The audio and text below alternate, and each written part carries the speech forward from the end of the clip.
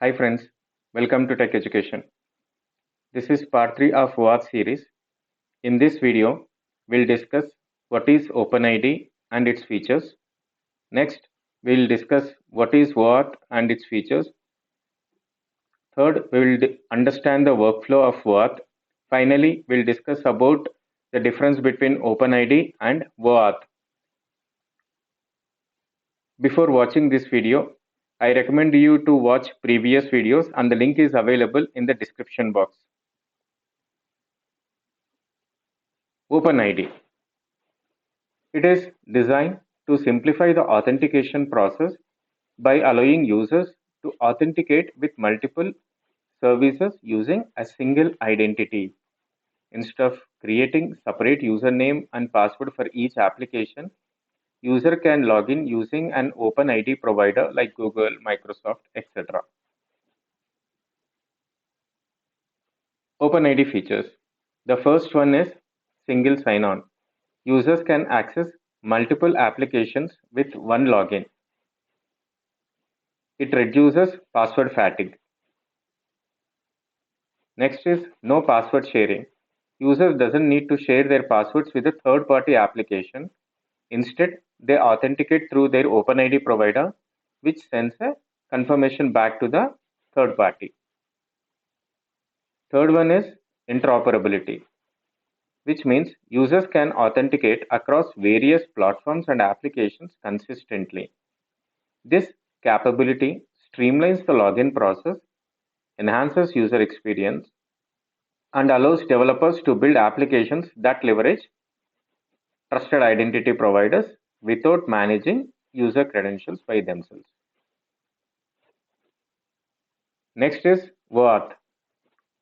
It allows third-party applications to access a user resource or data on another service like Google, Facebook, etc. without exposing the user login credentials. And this is an industry protocol for authorization. OAuth features. The first one is delegated access.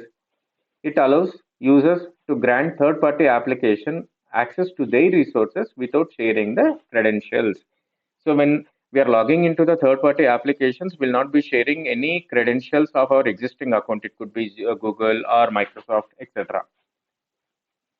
Next is restricted access. User will not be giving the complete access.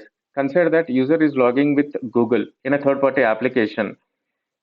The third-party application will have only the restricted access. It cannot access the entire stuff like could be calendars, Google documents, etc. Next is this is secure because it includes mechanisms to minimize the risk such as short-lived tokens, supporting secure token storage, etc.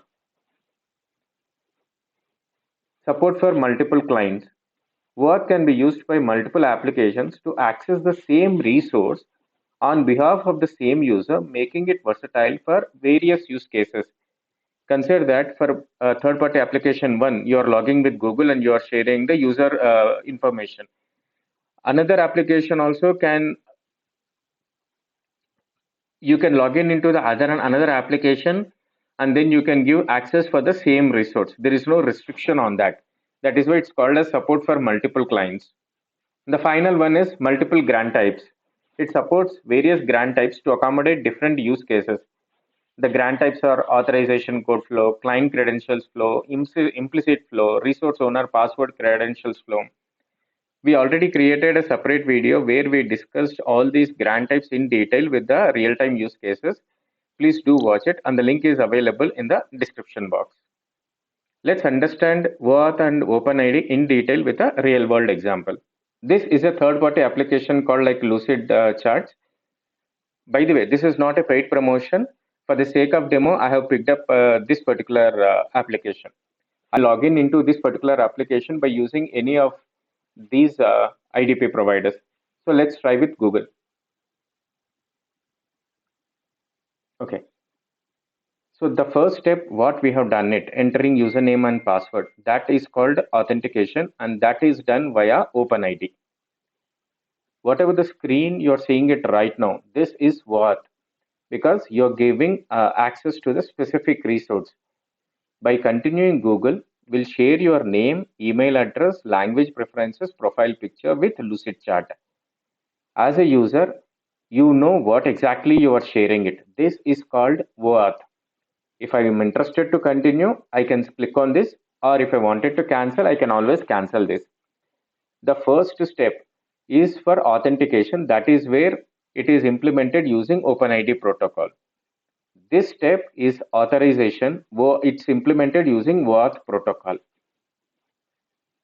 In simpler terms, authentication is for OpenID. OAuth is for authorization.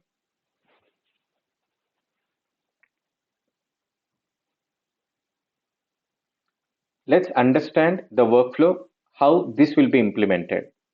OAuth flow. This flow is called authorization grant flow. This is most commonly used authorization grant flow. The third-party applications will make a request to the authorization server. The authorization server will open up that login page of that corresponding IDP provider. In our case, the Google login page is opened. Once the user authenticates himself, it will share the authorization code to the client.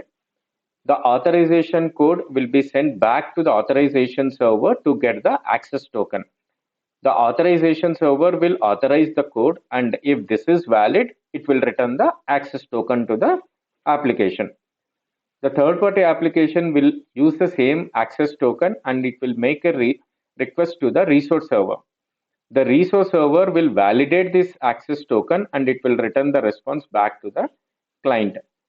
If you see here, even though you are making two requests to the authorization server, the endpoints are different. This is for opening the login screen, and this is for fetching the token, this particular end token endpoint. And finally, this particular endpoint is to share the user information. So these are the differences between OpenID and OAuth. The first one is purpose. OpenID is for authentication purpose, where it is verifying the user identity.